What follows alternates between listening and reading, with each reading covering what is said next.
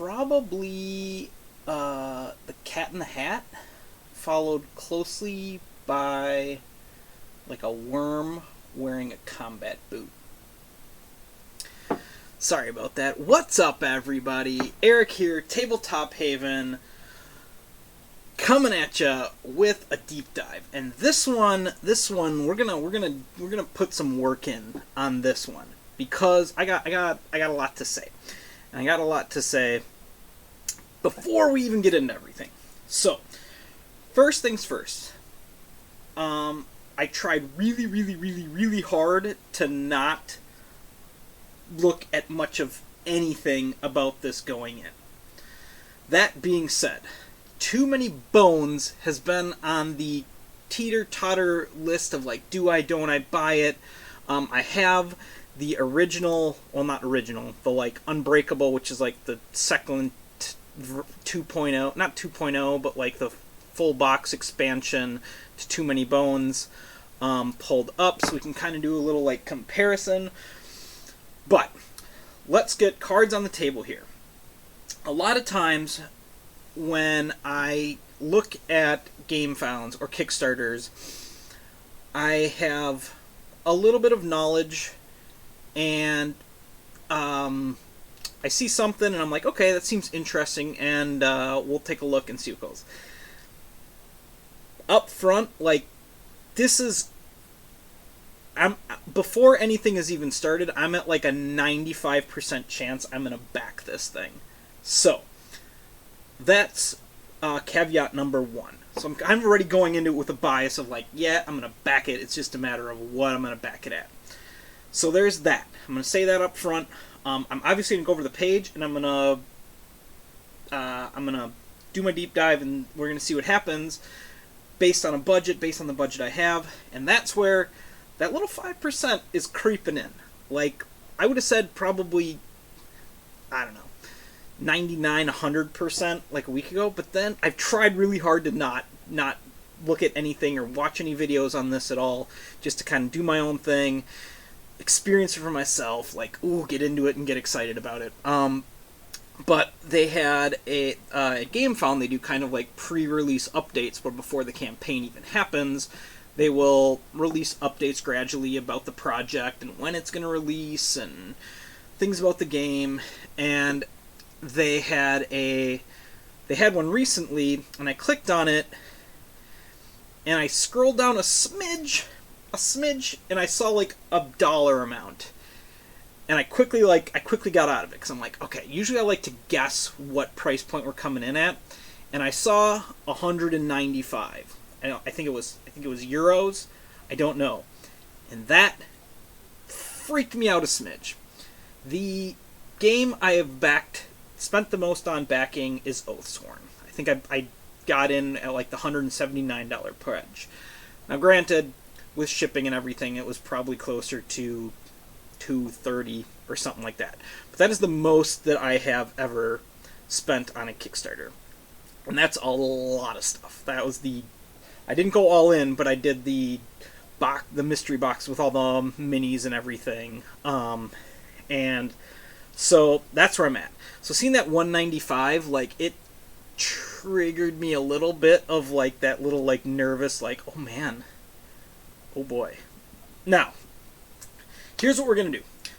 In my brain, before I saw that 195 price tag, I was kind of figuring I was gonna be sitting at that $150 point is kind of what I was expecting. So thinking about that, not looking at this page, I decided to go back and look at the Unbreakable and see what was the price point on that. So let's do that quick. Not your I think, okay, so I'm going to have to go to this. I thought maybe they would have the pledge levels there, but they're on here pretty quickly. Okay, so the all-in was $220 for this, which was the Unbreakable gameplay, all the gameplay. Just the box alone was $85 for the base box. Alright, so that's interesting. And then the original $130. I'm pretty sure, I forgot to pull it up, but I'm pretty sure $130 135, you can like go to their website right now and get 135 for the base game. That being said, we're now dealing with Elder Scrolls. We're dealing with an IP, so I figured they're going to have to charge more to pay for that. I might have underestimated how much they were going to have to pay for that. So we'll see. I'm still going to say 150 and hope that was like a MSRP 195, and maybe when you get it through this, so I'm going to see what the price point is. I am not strictly a solo gamer, but I enjoy my solo games. I enjoy sitting down and cranking out games. I think it's extremely fun. Depending on the game, it's either brain burning or it's just exploring and it's just adventure fun. I'm good with each. This depends on the night what I want to do.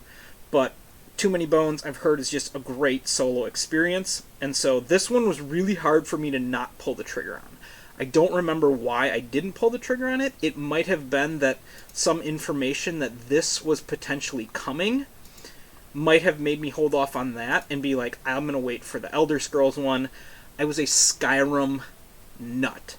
I know Skyrim is this, it's the same kind of thing, but like, my son is named Riften, so for those of you who know Skyrim, that'll tell you something. Like, that was at the time, like, my whole family was pretty heavily embedded in the Skyrim world. So, there we go.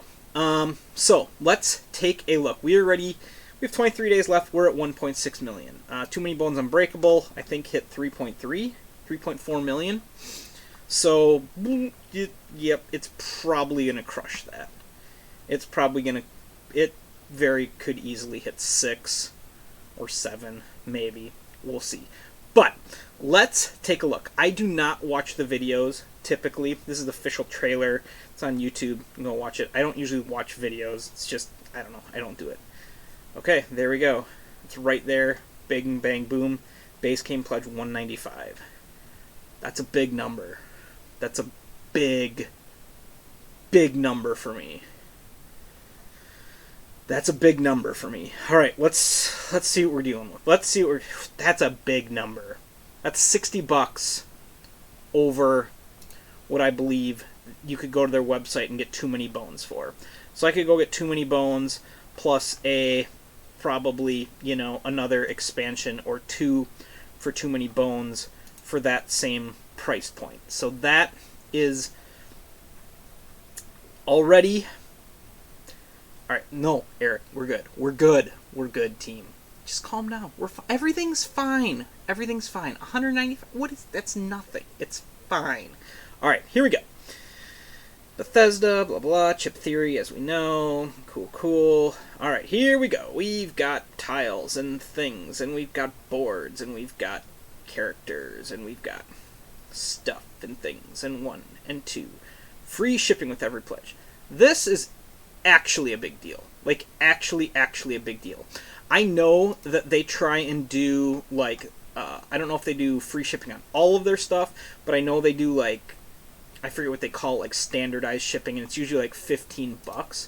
But, that being said, free shipping is free shipping. So that means $195 is what you're actually paying. I paid $179 for Oathsworn, but remember, it was probably closer to $230 when all was said and done. So, $195 is $195. That's the base game pledge. We'll see what that entails and see if that is okay with me. Alright, here we go. Tamriel is in turmoil as the continent is engulfed by the events of the Plain Meld and the Three Banners War. A mysterious figure has decided she knows the true solution to chaos. To impose her will, she will fundamentally alter the nature of reality, severing the natural world from the realms of magic, heedless of the consequences. Under the cover of Tamriel's warring factions, she's been able to accomplish her objectives behind closed doors, but a plot so wide-reaching can only remain a secret for so long. A daring group of adventurers has learned of her machinations, and is working to defeat her before it's too late. Their work is cut out for them. This shadowy sorcerer will stop at nothing to perpetrate the betrayal of the Second Era. Alright, Elder Scrolls is a strategy game of combat for 1 to 4 players. 1 player in my case, very likely. Maybe 2, but probably just 1 player. Campaign-based play, develop their characters, level up, cool. It's a perfect marriage of the values of chip theory and the Elder Scrolls franchise, featuring commitment to world building and character customization that fans love about the Elder Scrolls, and the component quality and deep strategic chip theory thinking is known for. Exciting new foray into the lands of Tamriel. Why back now? Alright, let's see here. Let's see what they have to say.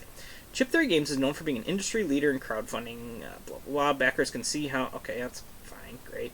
Lock in your copy. They go stretches between prints. Okay, you get it. Take advantage of bundle prices. Our games are always cheaper with campaign bundle. Many Chip Theory Games traders increase as much as 30. It's 35% after... I feel like that's low, but maybe not. Alright, here we go. Here we go, team. Let's see. Alright, what's in the box? All components, artwork, and digital are not final. Double-sided chips, 10 quest units. Are they friend or foe? I don't know what that means. Fatigue and over-fatigue, 38 dice. Are these these are the dice. I don't know what this is. Double-sided I don't know. These look like things, I guess. Class sheets, 10 cards. Select the specialized class. Okay, so we got some class situations. That's cool. Templar, Dragon Knight. So you're going to have characters, but then you're going to be able to pick their class. That's a good thing. Skill and attack dice, 108 dice. Okay, so these must be the fatigue dice. They probably have something. And then these are your skill and attack dice. That's a lot of dice. Counters, 2 chips, 1 die. Track the days of your journey, party XP, and battle rounds. Overland mini chips, 4 acrylic mini chips. See what your enemy is up to on the map and track your party's movement. Okay, so there's like an overarching map, and then you're going to be moving around, things like that. We got the 4 boards. I know in the past, I believe boards have been character specific. So you have, I don't know if this is true. Oh my gosh, this is just like all... Alright, here we go. So like this, I think like the Gale, here's the character, like blah blah blah blah blah. This looks like it could be potentially where the classes come into play. So all these sheets are then flexible based on what class you pick, and then your starting stats and things like that. So that allows them more flexibility. It's also, for expansions, better because you can just add more classes and not have to print out brand new entire neoprene mats. So it would seem that like adding more to the game would be less expensive. Not sure, that's just my gut reaction looking at this here. Character mats, 4 edge stitch mats, manage your characters, skills, and stats. Alright, 20 race sheets. Okay, so here we go. Yeah, so now you have the races and you have the classes. Boom. Perfect. So I think, in my mind, I don't know a ton about... I did some research into Too Many Bones as I was doing it, and like I said, like it's very character specific. So this flexibility I really, really like. I think it's an extreme improvement over just being like, okay, now you have to buy... you want... let me see here. Let's just look for an example. That's all Cloudspire stuff. Oh, you want Tink? Okay, that's another $30 for another character, because you need all of their stuff, you need all of their dice. Versus boom, now you want another character. Okay, cool. We just add another class in, and you have another character, essentially, and then you can combine it with... Like, I think that's extremely smart, and that's very encouraging, for me at least. For other people, they might like just having that one character, but for me, I think that's cool. Okay. The race chips, double-sided, so I'm guessing probably a male-female on each side. So you pick your Bossmer, male-female, you have your starting stats here, you pick the class, boom, you have a Templar, Bossmer, and an Argonian Dragon Knight. Cool. And you can, that's your chip. I think that's really good. To me, that seems like it makes a lot of sense, and allows for a lot more flexibility, which I think is awesome. Status dice, use these against your enemies before they use them against you, and probably do things to affect them. Chests and relics, double-sided chips, keep an eye out for new gear and opportunities. Okay. Delve cards, these cards power Betrayal of the Second Era. I was like, Botsy! Unique delve system. Okay, I don't know what the delve system is, but maybe we'll find out. First player marker, pretty self-explanatory. Overland encounters. I don't know typically when people play this solo, if they play it just strictly solo, or if they play like two-handed. I typically like playing games two-handed. Like Marvel Champions, I'll play two-handed. Because I just like more things going on, and so I will occasionally play it solo, just straight solo. But maybe this game works really good straight solo. Maybe it's better. I don't know. We'll see. Overland encounters. Every adventure will be different with province-specific cards and general encounter mix-ins. Okay, so you got all this stuff. Flexibility with delve mats. They got 10. 3 hex mats, 3 6 hex mats, 3 3 hex, 3 6, 3 7, and 1 19 hex mat. What's a 19 hex? This is a 19 hex, I'm guessing? Okay. Alright, okay. Cool. I mean, neoprene is their thing. I don't know. I typically don't care about neoprene, but that's fine, because that's what their thing is, so that's great. This is where each... is this... okay. So, yep, okay, so we got the 3s, we got the 7s. Is that a 5? 6? 5? What? Okay. This marks the entrance of each delve. Alright, that makes sense. Clash map, that's... okay. Nothing there. Skill chat. Mini chips, acrylic mini chips. I mean, their thing is just quality. So you can tell, like, everything. Like, boom, neoprene. Acrylic chips and tokens. You got the... everything is neoprene or chip. It's just going to be just maximum quality stuff, which I'm great with. Please. Please don't give me a white with black pip die. Sometimes you need an old-fashioned die to determine your outcome. Please. Please don't. But it's fine. It's whatever. Okay. Stat tokens and pegs. Okay, so these are going to go into your character sheet. Track where your stats are at. Easy peasy. Makes sense.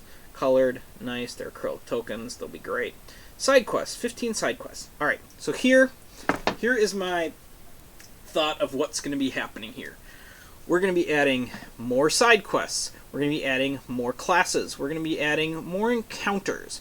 Maybe more mat tiles for flexibility.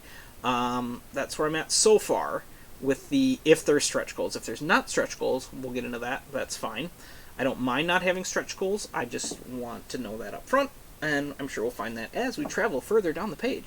Equipment. So there's another thing. We're going to add 5 more equipment cards. We'll add 3 more relic cards. I'm hoping. Lockpicking, 3 dice. 40 enemies, double-sided chips. Face a variety of foes. Okay. 40 enemies, that seems good. Let's check over here if this talks about that at all or not. Yeah, there's so much stuff. Just curiosity. I mean, baddies. 30 chips, so like 30 baddies. Okay, so you're getting more. 1, 2... they really only have 2 characters. Maybe they unlocked with stretch goals. But did that really only have 2 characters in the box? It's kind of bonkers, if that's true. I don't know. But, regardless, that's fine. Yeah, so even this one, they had $15 shipping. It's flat. So let's take 15 off of that. We're down to 180. So $30 over what I was thinking. Thinking 150 plus another 15 for shipping, 165. So yeah, plus 30. Okay, we're starting to feel it out. This also isn't going to be light. So that what do they call it? Shipping rates. So they don't flat rate shipping. Like that's a really really big deal, especially for Chip Theory. Like who has those like all those acrylic tokens. Like that's heavy. This is going to be a heavy box of stuff, and so the fact that they're charging free on this, which is crazy. But even like this, charging a base of 15, they're not making money on shipping. So that's why it's higher up here, which is cool. I'm getting closer. I'm getting closer. Starting to feel it a little bit more. So, go team. All right, region maps. 3 double-sided PVC maps. PVC, is that neoprene? I don't know. Is that what, did these say PVC up here? Neoprene. What's PVC? I don't know the difference between PVC and neoprene. Traverse each base game province of Botsy. Betrayal of the Second Era, by the way. But we're going to call it Botsy from here on out. Each with its own familiar landmarks and unique mechanics. Okay, cool. I like that idea. Like, you're going around, boom. I'm into it. I am into it. Skill reference cards. Keep track of what all your skills actually do. Thank you. That's lovely. Thank you very much. Health chips. 65 light chips. Keep track. I'm guessing there's just a little bit. Enemy reference skill sheet. Preview exactly what kind of pain. Okay. Cool. It's got theoretically all the stuff on there that they do. 1 character, a 30 sheet. Track your progress across campaign. Thanks. Province Catetias. 5 booklets. These guidebooks hold the key to your adventure. Okay. So are there just like 5 different stories that you can play through? Guild selection cards. Use those cards to pick your quest. Don't know. Store and draw level 1/5 and level 10-20 enemies for combat. Okay, so you're drawing out of a bag, drawing your enemies out of a bag. I don't know if that's too many bones typical. That's how it works. Cool. How to play in a rule book. I love it. I love it. I love these. I love these in games. They make me happy. So cool on you. Large ship. So we got the trays. They're gonna be great quality. They're gonna be lovely. Dice trays and save solutions. Cool. We like save solutions. All right. There we go. Gameplay. Here we go. Pick a race. Bright moons, welcome to Tamriel. Ready to begin? Many adventures await. Alright, so yep, here we go. Looks like you got the male, female. I'm going to assume stats are the same. You may reduce stamina by 1. So I'm guessing it's probably just male, female, would be my guess. You up 3 of your friends. Begin your journey by selecting character. Choose from one of the 10 races available. I thought it said 20. Am I crazy? Didn't it say 20? Oh, 20 race chips. Race sheets, 20 double-sided cards.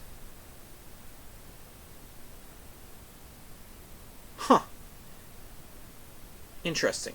So it says 20, but then down here it says 10.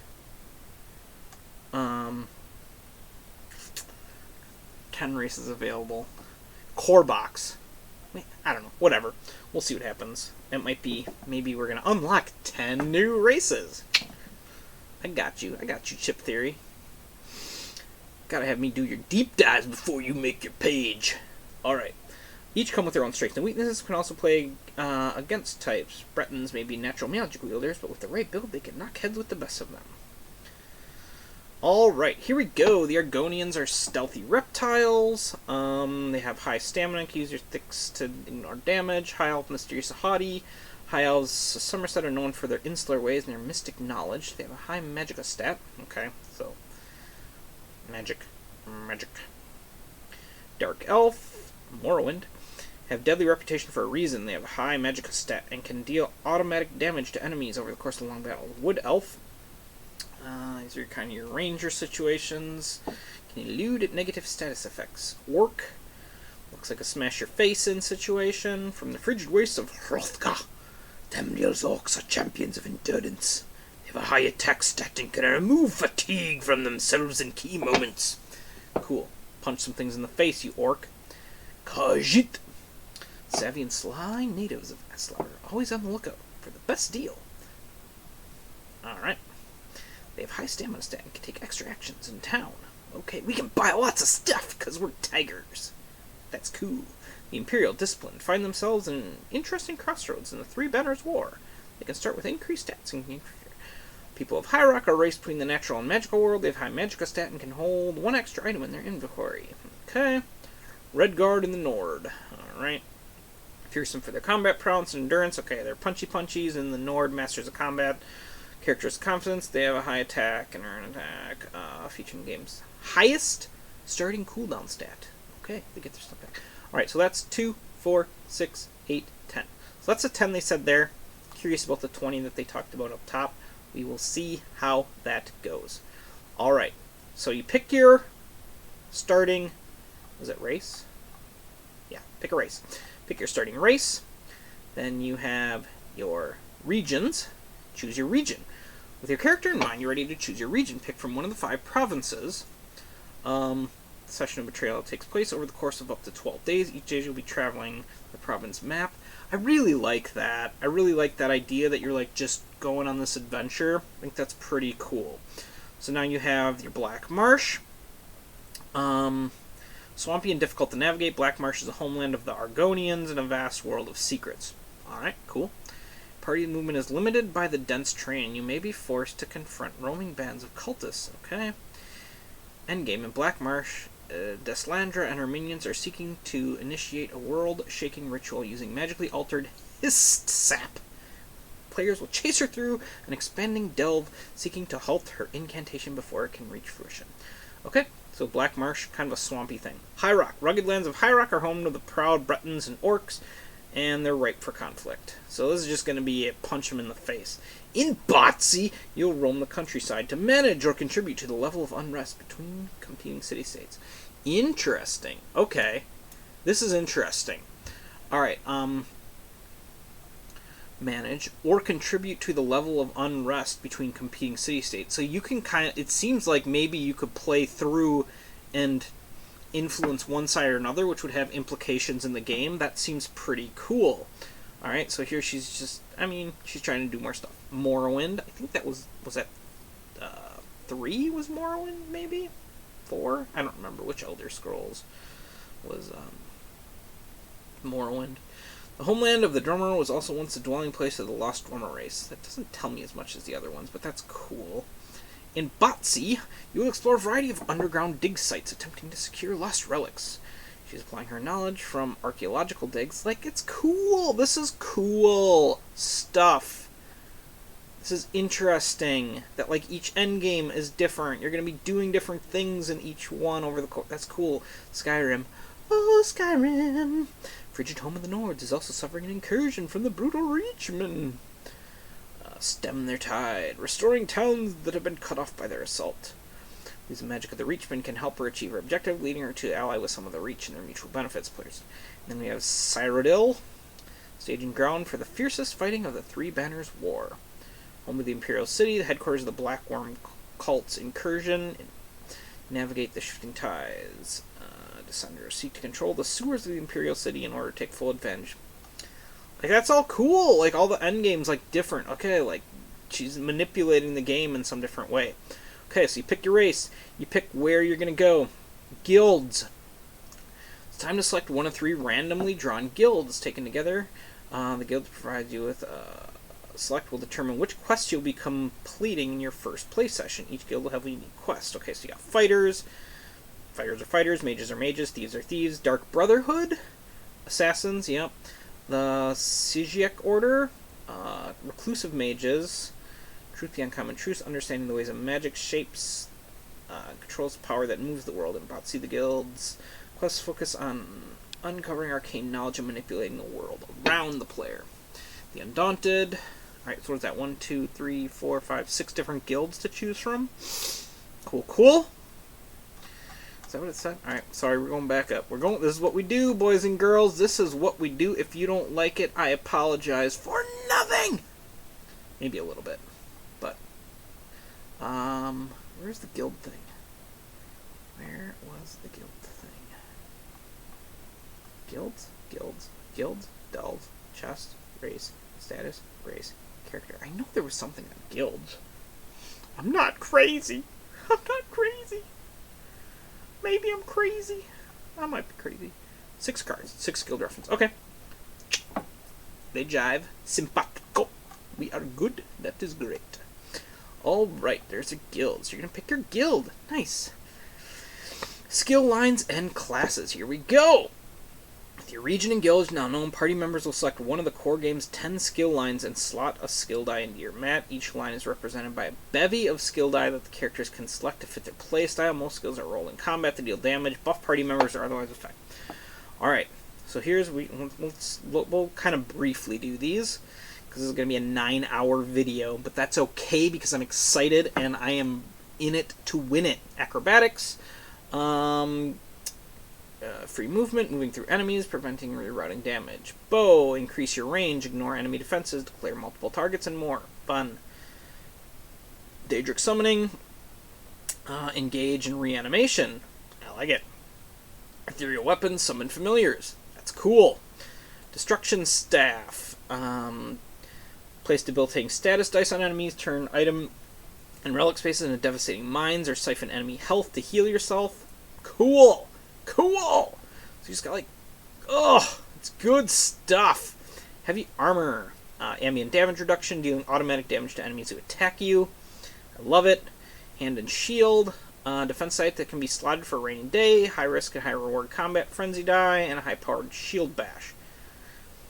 Status dice removal, mass group healing reanimations, your healing class-ish type of thing. Looks like shadow. Upgrade your ability to remain untargetable, allow you to deal massive damage when you reveal yourself. Okay, so you're kind of like sneaking around, boom, backstabbage. Speech. Threaten your enemies to flee, reduce enemy levels, grabbing better items at shops. Interesting. This is an interesting little skill right here, because this seems to factor in, yes, in combat, but also outside of combat. So that's interesting, because there was that, the lion race that seemed to also have a outside of combat kind of mechanic, which is intriguing. Two-handed, taking on fatigue to hit harder, ignoring status effects, and dealing damage equal to your health. Okay, cool, school.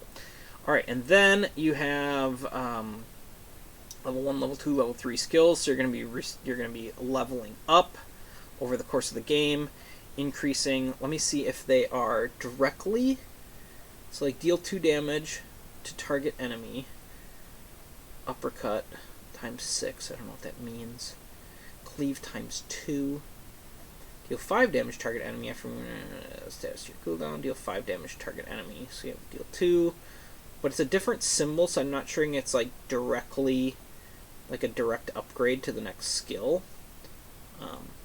so there's that. But clearly you're going to be leveling up, probably over the course of the whole campaign. Classes. One of the most unique aspects to each character is the class they select. These classes will start with innate benefit and 1 to 2 skills exclusive to that player. Yes, please, thank you. Over time, players can invest valuable XP in extending the usefulness of their class by growing its capabilities. Current and future expansions unlock additional classes, including more of the fan favorites featured in Elder Scrolls Online. Never played. I heard it's very good, but I've never played. I stopped at Skyrim.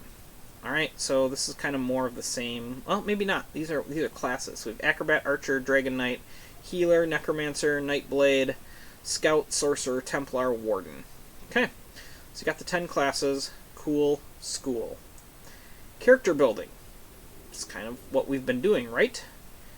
When you successfully complete an encounter, you'll gain experience points. First, you'll tick up your XP counter. This keeps battles challenging even as your character's power increases, and then you'll go about spending your hard-earned points. XP can be used to buy new skills, increase your stats, improve your cooldown, upgrade your class abilities.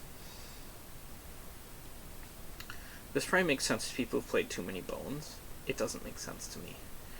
But it looks cool. So I think that's oh, there's your attribute, or that's your skill, I think. Wasn't the sword like one of the swordy things, one of your things you could get? Yeah. 1 hand, 1 shield. So that was, what is that? That's a skill. Okay.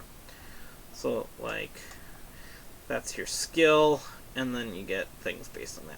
Players have nearly limitless control of their character's customization. The one thing they'll have to stay aware of is the size of the character mat.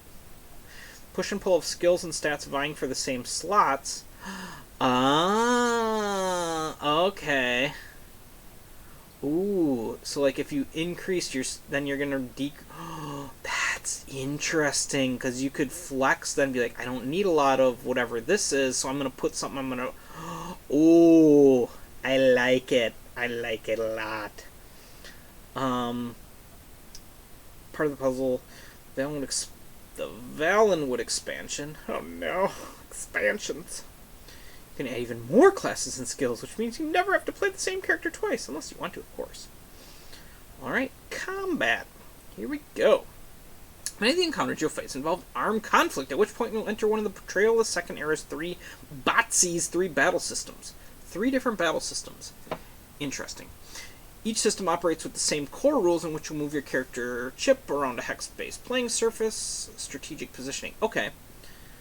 I don't know if that was part of Too Many Bones, but this seems like there's an actual, like, physical placement of where you are in relation to the enemy. That's interesting. When you roll a skill, you'll place it in your cooldown track, which refreshes dice every turn. Be careful, switching battle forms and other activities will cause your cooldown to fill with fatigue dice. So that's what the fatigue dice are. They're just blank dice that kind of go in.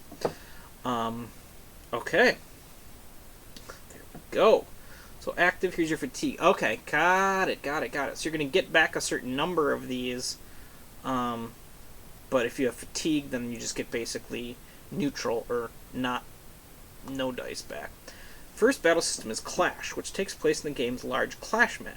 Using Botsy's enemy scaling system, you set up a series of randomly drawn enemies, often treasure chips, and fight them as you work toward completing the encounter. Most clashes have a modifying rule, making each class you enter unique. Opposition in Clash is known before placing your characters, but there's no escape from this type of battle. Alright, so you got... Alright, here's the battle you're in, blah blah blah. You gotta figure it out. Big Clash. Delve. So Clash, you're just fighting. Delve, second battle system is Delve, which takes place in the game's smaller Delve tiles. Delves are procedurally generated through a combination of random draws in the direction of the shuffled Delve deck, which has a unique composition and rule set for each province. To complete a Delve, you must journey through its mysterious corridors or reveal new tiles until you've explored every avenue available, fighting enemies along the way. Enemies are revealed with each additional tile you explore. While Delves are much harder to complete than Clashes, you can also flee a Delve if things get too tough. Okay. Final battle system is Dungeon, which takes place on a massive pre-made dungeon map. This system plays like a fusion of the previous 2. There's one unique dungeon in each province. I'm guessing this is where the final encounter takes place. So give you unique instructions for your objectives while you're inside. I don't know that for certain, but it seems like. Depending on your quest, you may face special quest enemies, find unusual treasure, encounter the dungeon in a unique state of unrest. Each time you enter a dungeon again, you'll find familiar confines transform. Okay. Gameplay, campaigns, replayability. Campaign play. You successfully complete your quest. Congratulations, you've won the session, but your adventure isn't over. You'll gain a unique quest-specific keyword along with a list of story-linked quests you can navigate for your next quest between sessions. Save your keywords and your character builds in your built-in storage solution. Look at that. Look at that. It's so pretty. It's so pretty. Allowing you to progress your adventure. Completing your second session quest will cue the endgame in your current region. When setting up your endgame, you'll refer to your keyword. So it's 1, 2, 3. 3 sessions or 3 sections. If you achieve the endgame objective, you won the campaign and save terminal from Back Future. For now. Replayability. There are 30 unique mainline multi-step quests in the core box, and more to be unlocked in stretch goals. Yes, please! Game also has 85 encounters, 50 bag drawn and quest enemies, and 50 quest enemies. Oh, they said 40 up there. They said 40 up there. You tricky guys. 15 side quests. Different combinations of this enormous raft of content. Combine that with a variable extensive character customization, and a bevy of unique classes to explore. You'll always have something new. It seems very flexible. Alright, here we go. Here's your expansion. In the inaugural expansion for Betrayal of the Second Area, players will be able to play the mysterious forts of Valenwood, which are known for the Sylvan Bossman. I should read this for all you people out there who are like, give me it all. If this is not part of base game pledge, it is extremely unlikely I will get it. Just based on the first, I'm going to have plenty. I have too many games that I'm not playing enough of to be like, I need more of this. I can always get this at a later date. Brings Valenwood into parity with Betrayal of the Second Core Box Province, including a Gazetteer booklet, new quests for all game deals, brand new region-specific quest enemies, province-specific delve, and overland cards. Your game in Valenwood will feel unique. And in keeping with the spirit of this corner of Tamriel, this expansion also enriches every one of your Bot C plays, regardless if you're questing in the region. Players will now have access to 2 new classes, the Arcanist and Burglar, 2 new skill lines, Illusion and Security, and several new enemies. Okay. Can be mixed in with General Supply. This expansion adds even more variety. More variety. Valenwood, you get more things. Cards, a delve deck, loot cards, relic cards. How many enemies? 2 enemies? Maybe? Okay, cool. Shipping information. For this campaign, we're pleased to announce shipping is included in all pledges around the world. There we go. That is super cool. Base game, 1 copy of Elder Scrolls, and all unlocked stretch goals. Okay, so here's me. I think there's like a bazillion people backing this, and like 282 have done base game. I'm guessing there's like a gameplay thing down here that's going to have 4,000 backers, because that's... I'm going to be this idiot over here. But, hey, it's fine. Retailer pledge. Gameplay bundle, 233,500 times. Okay, so, for $35, I could get the expansion. For $35, I could get the expansion. But I'm me, and I'm probably going to do this. But, all-in bundle, what is this? Art book, playmat, leather dice tray, weighted health chips, and the upgraded chip bags. That seems like a lot for not a lot for $170, if I'm being real. But hey, that's okay. Look at that. Like that's a lot more times than this one. That's funny. I'm like, that seems ridiculous, and then people are like, whoever pledges this is an idiot. Yeah, I'm the idiot. Alright, stretch goals? Are we looking at stretch goals? So 45 here, so you save $10 if you go, if you buy it straight up. It's worth it. It's worth it for people who think they're going to buy it, who think they're going to use it. I am not a FOMO person. I'm just not.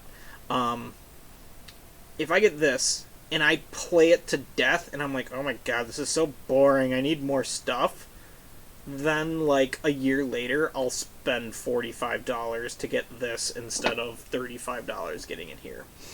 The other argument is if you ever want to sell it, having this is probably going to be helpful. But, whatever. It's fine. For me. Okay, here we go. Stretch goals. 29 of 41 unlocked already. On day 1, it's interesting. Here we go. New item, upgraded storage solution. I don't know. That's cool.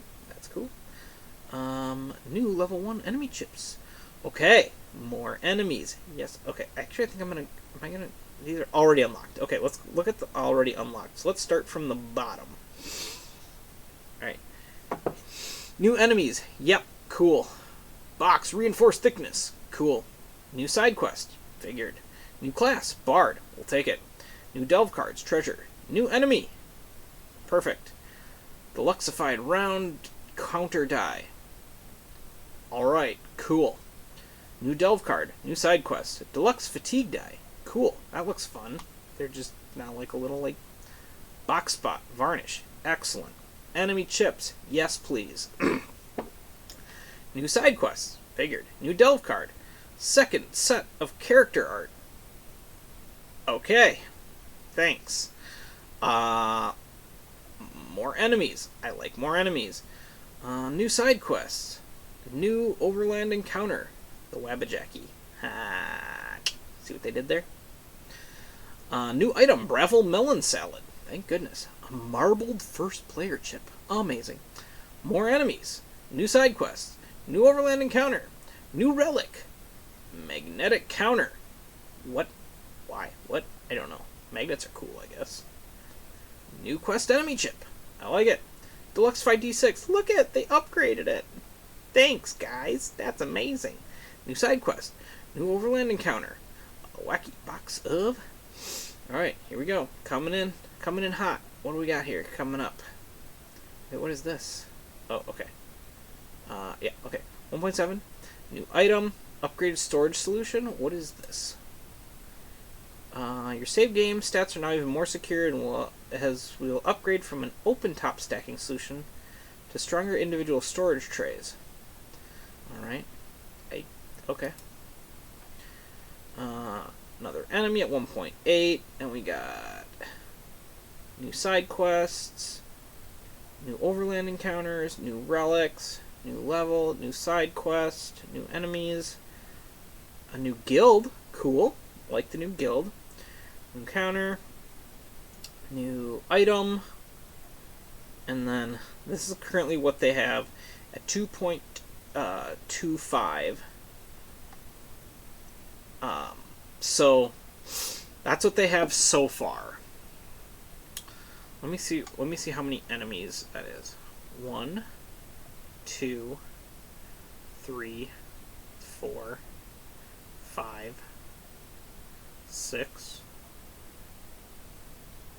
7, 8 additional. Okay, so I don't know if this is actually it, or if they're gonna bring some more heat. I'm guessing they're gonna bring more heat. There's no way they would just stop at this. Okay, so I think I've made it to the bottom, right? Yep, I've made it to the bottom. Alright, so here we are. This scared me a bit. The free shipping is cool. This is extremely likely I'm going to join these 282 plebs down here who don't have FOMO and are fine with the nigh infinite possibilities that you can have from the base game, but you need 2 more of everything from here. But realistically, this is a good, it's a good investment. Even if you're not going to use it, I mean, it's fine. But very likely, this is where I'm coming in at. 195 scared me a smidge. After looking at it, I really love what they did about the flexibility, races, classes, the guilds, the different quests you can take. The game's playing out differently. I think is really, really cool. And I'm very excited for this. I do think that I'm ultimately going to back it. It's 195 is, for me, that's a big number. But ultimately, it's a big number. Ultimately, I think I'm going to pull the trigger on it. I think what they did, I like what they did. I will watch the stretch goals, and if they bring more in once they hit here, I'm going to assume. But even if they don't, I think I'm going to be... I think I'm good with this. The other thing about this is I think it's extremely unlikely it's not going to hold its value. So even if I come in at the 195 and it's high, even if I hate it, I'm going to get close to that back. So I'm not really worried about it. But for those of you who don't know, and if you're watching this far, how I kind of operate is I give myself $100 a month, so I give myself $1,200 for the year is my board game budget. And what that means is that when I start getting low in my budget, we got to sell some of this stuff off, and get my budget back up there so we can invest in more $200 Gamefound projects. It's just the way that it works. But I do think everything about this is jiving with my soul, and I am very likely going to back this, like I said, at the pleb level.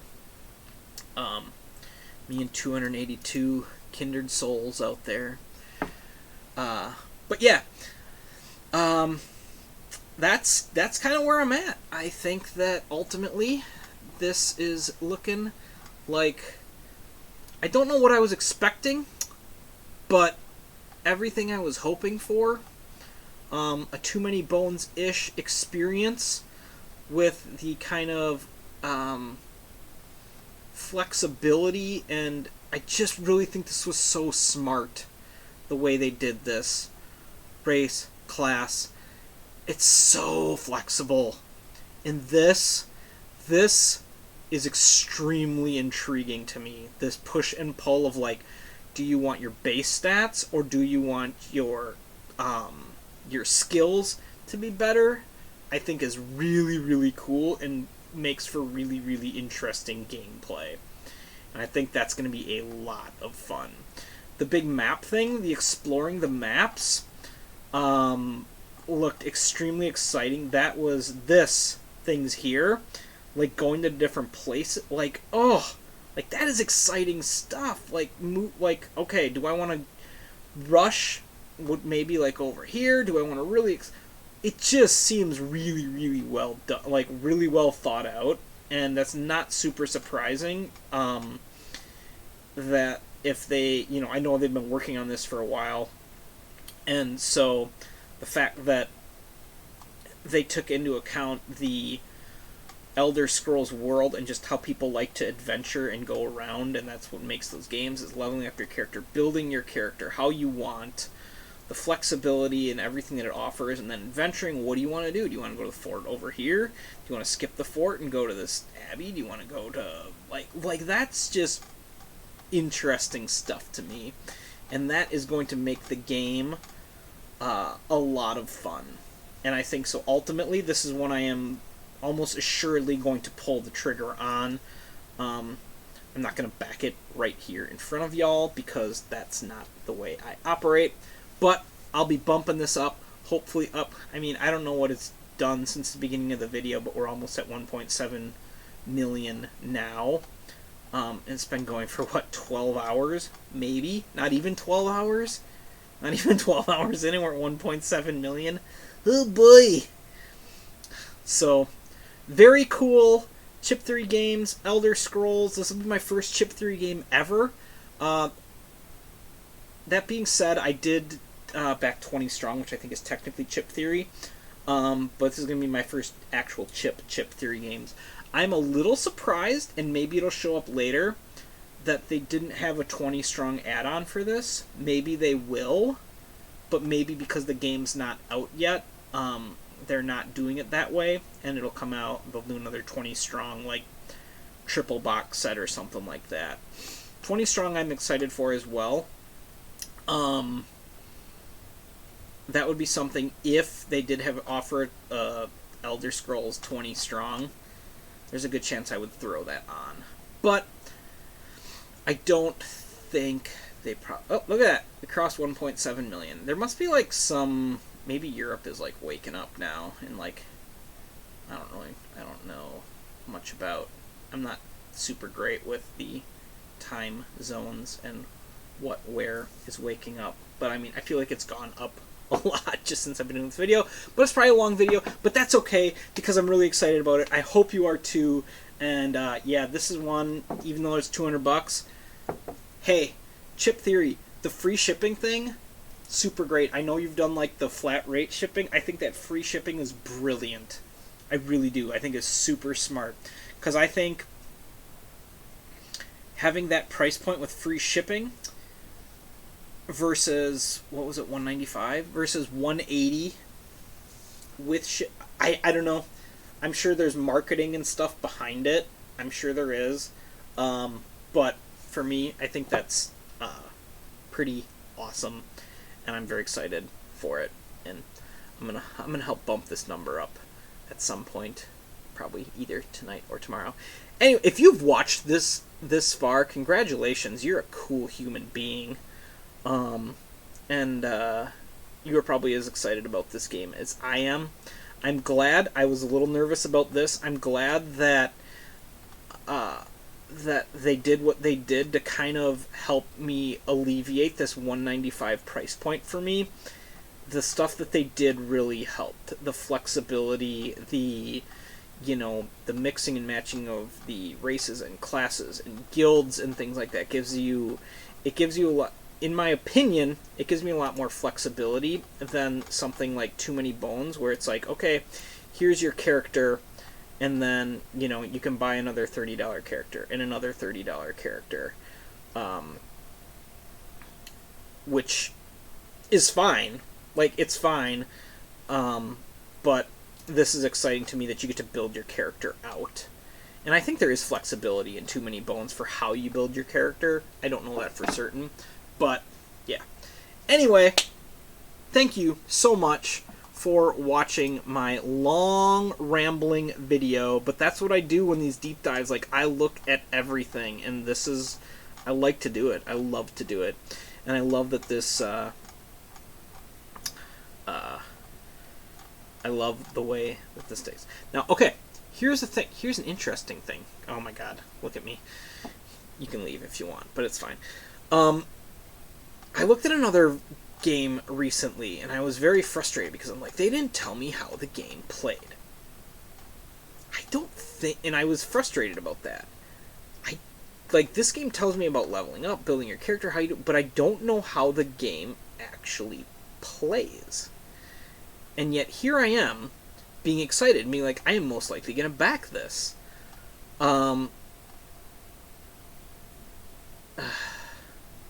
Maybe it does something here. When you roll a skill, you place it in your cooldown track, which refreshes dice every turn. Be careful switching battle from zone to activity that cause your cooldown full of fatigue. Careful management of attack is often different.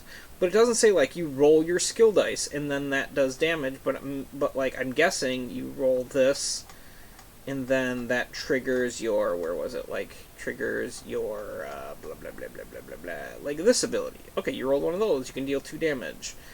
But again, it doesn't officially tell me that, but for whatever reason in this one, this might be where my bias comes in, that the fact that I'm okay, and I'm excited about this, and, like, everything about it, even though it doesn't technically tell me, like, okay, when you're fighting, this will do this, and this will do this, and that will do that, and then, so, I don't know, interesting. It's gonna make my brain think a little bit. But, regardless, $200 coming off the budget.